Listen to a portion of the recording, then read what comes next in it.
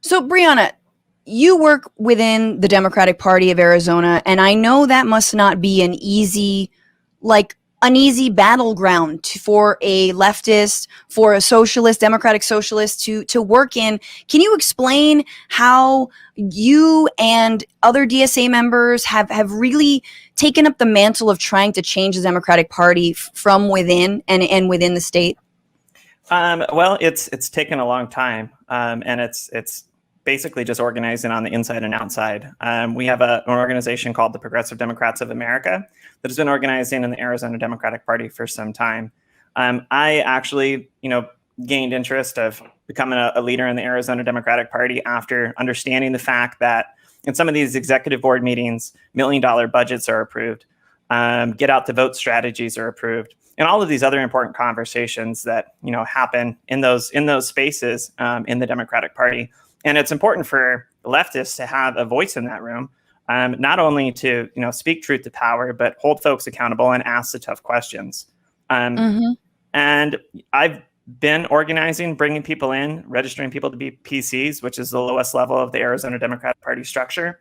That basically puts you as like the captain of your voting precinct, and encourage people to run for district positions within their local legislative districts. Because when you run for positions in those spots, it's your job is to help get out the vote and actually increase the strength of the Democratic Party. That means talking to the folks that are not actively participating in the political process. And when you're in that position, you have access to VAN and the tools necessary to have those conversations, so you can start talking about the important progressive issues that we need on a local level, the people that are maybe not participating in the election system or the political process. For sure. And how is your role and other DSA members' role been received by sort of the run-of-the-mill kind of status quo Dems, who are probably very content with their sort of stodgy structure that they had going for a while without these young upstarts? Well, in 2018, it was pretty tough. There was only me and a couple comrades on the executive board.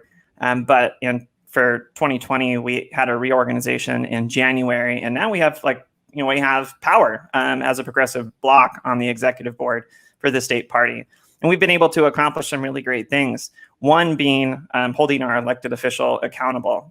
We had a Zoom meeting with our senior senator from Arizona, about 3.5 weeks ago. And as a board collectively, we prepared for it. We knew kind of how that she was going to act in this meeting. So we had our questions strategically lined out and flat out asked her. My question was, I want you to hold a town hall in northern, central, and southern Arizona to help talk to voters about why you're not supporting the agenda that this state went for the first time in over 2 decades. As you can tell, I'm pretty fired up about this because it pisses me the fuck off, because she shows exactly what's wrong with the political system as a whole. She basically just used a bunch of people to get into office, then screw everybody else. I don't give a shit about anybody else. I just care about me because I got mine. And that's what she's done. She's spit on labor. She's abandoned LGBTQ people. And I say that because she has the power right now to pass the Equality Act. Her being the first bisexual senator in the Senate, she should know the importance of actually having a government that sees you for who you are, and the importance of actually having laws to protect us. So it's really frustrating working in the space, but it's important for us to be here.